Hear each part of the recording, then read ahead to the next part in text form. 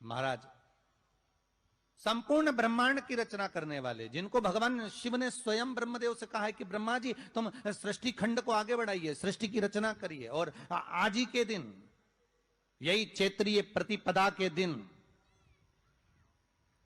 यही इसको कहते हैं नया संवत्सर, नया वर्ष। हिंदू धर्म में क्यों कहा जाता है? आज ही के दिन ब्रह्मा जी ने महाराज सृष्टि की रचना करना प्रारंभ करा था। आज ही के दिन भगवान शिव और ब्रह्मा का संवाद हुआ था। सीधे भगवान शंकर ब्रह्मदेव के पास जाकर बोले थे, हे ब्रह्मदेव आप सृष्टि की रचना करिए। तो ब्रह्मा जी ने पूछा था, सारे नक्षत्र आपने बनाए, सारे दिन आपने बनाए, सारी घड़ियां आपने बनाई, सारा पल आपने बनाया, मनुष्य की श्वास गिनती, काउंटिंग, अर्थात मनुष्य के शरीर की रोमावली, ये सब आपने निश्चित करी है। नवरात्रि का ये जो आप पहले दिन ही कलश स्थापना होती है और पहले दिन ही आपको ये ज्ञान हो जाए कि बच्चे पूछे कि कलश क्यों रखा जाता है, कलश के ऊपर आम के पत्ते क्यों लगाए जाते हैं, कलश के ऊपर नारियल क्यों रखा जाता है, कलश के ऊपर 9 बार मोली क्यों बांधी जाती है, मोली मतलब लच्छा नाड़ा 9 बार क्यों लपेटा जाता है नारियल के ऊपर, कलश के ऊपर जब रखते हैं।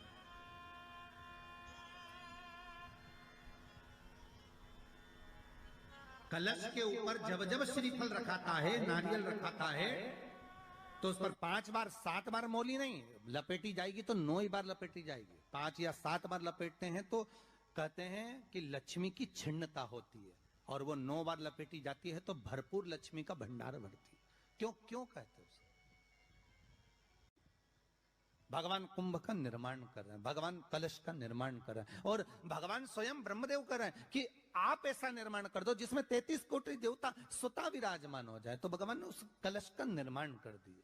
अब कलश का निर्माण करा तो स्वयं भगवान ब्रह्मदेव बोले, प्रभु इस कलश के अंदर मेरा स्थान कहां है, मेरा स्थान कहां है?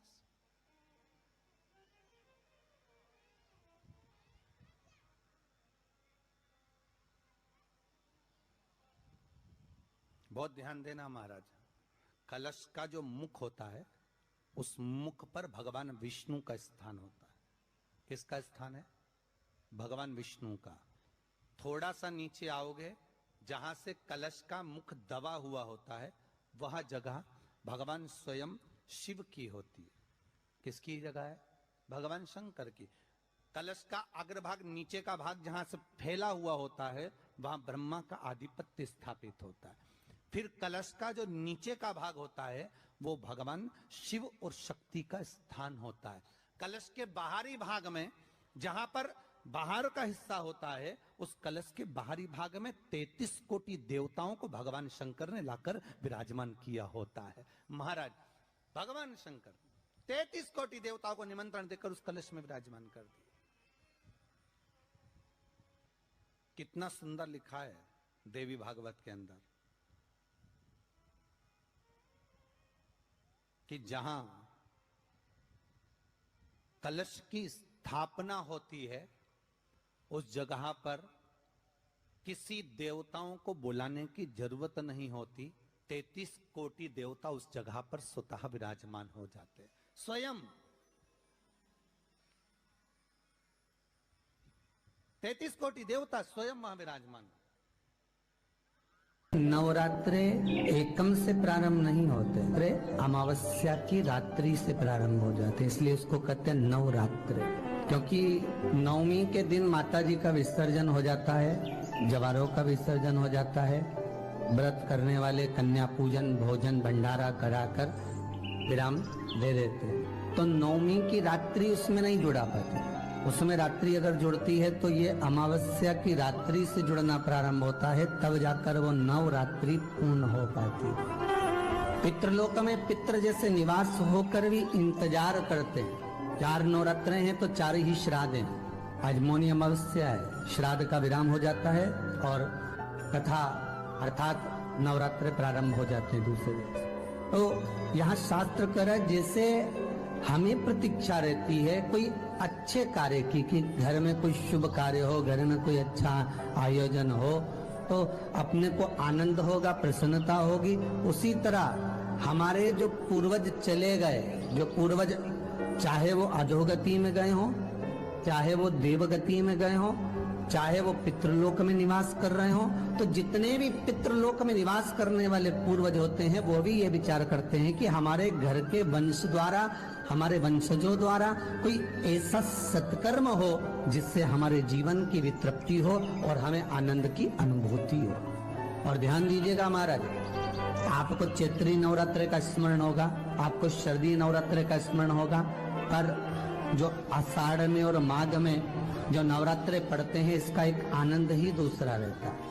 बस इतना जरूर होता है कि दुनिया के लोग वो जो 2 नवरात्रे होते हैं उसमें कलश की स्थापना भी करते हैं, देवी का पूजन भी करते हैं, अर्चना भी करते हैं, मंदिरों में भीड़ भी रहती है और खूब प्रेम से माता का जगराता वगैरह सब होता है। पर ये जो नवरात्रे हैं 2 गुप्त नवरात्रे, इनका लोगों को स्मरण नहीं था। वो तो धीरे धीरे ये टीवी चैनल के माध्यम से कथाकारों ने, वक्ताओं ने स्मरण कराना जब चालू करा, धीरे धीरे बताना, मार्गदर्शन करना जब चालू करा, तब लोगों को ज्ञात होता गया कि कोई गुप्त नवरात्रा भी होता है, उसमें भी देवी की आराधना होती है। ये चारों नवरात्रे अलग अलग अवस्था के हैं, अलग अलग सुख के हैं और अलग अलग आनंद के। आपके घर में पितृदोष है, आपको ऐसा महसूस होता है, तो किसी भी नवरात्रि के पहले जो अमावस्या पड़ती है, जिस दिन अमावस्या रहे उस दिन चावल की कटोरी में एक कपूर का टुकड़ा रख दीजिए, छोटा सा, और कपूर का टुकड़ा रखकर उस कपूर को दरवाजे के बाहर कटोरी में ही, चावल रखी हुई कटोरी में ही उसको पितरों का स्मरण कर कर जला दीजिए।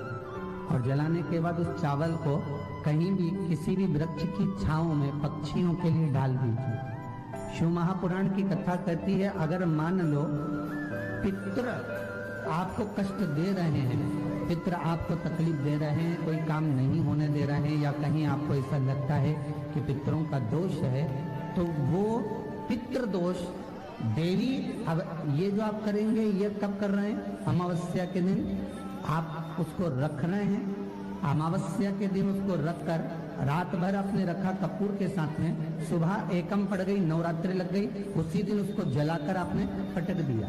अर्थात उससे देवी और पितृ इन दोनों का आशीर्वाद जो प्राप्त होता है, तो घर में से पितृदोष समाप्त होकर लक्ष्मी की वृद्धि प्रारंभ हो जाती है, कार्य में सिद्धता आ जाती है। और नवरात्रि में भी देवी की आराधना का एक स्मरण का सुख है महाराज।